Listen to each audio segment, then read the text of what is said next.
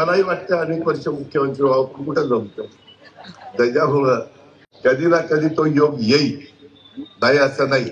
जसं ममता बॅनर्जी तिथं झाल्या, जयललितांनी स्वतःच्या ताकदीवर तामिळनाडूमध्ये अनेकदा राज्य त्यांनी मिळवलेलं आपण सगळ्यांनी बघितलं. त्यांच्यावर तर एक चित्रपट पण निघाला की कशा प्रकारे त्यांना त्रास सहन करावा लागला, परंतु त्याच्यातनं मात करून त्यांनी तिथं स्वतःच अम्मा या नावानी त्या फार लोकप्रिय झालेल्या त्या काळाच्या नियतीच्या पुढं त्या जास्त काळ आपल्यामध्ये राहू शकल्या नाही, त्या लवकर आपल्याला सोडून गेल्या.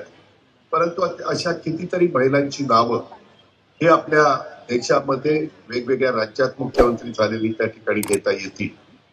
आणि हा शिवशाहू फुले आंबेडकरांचा महाराष्ट्र आहे.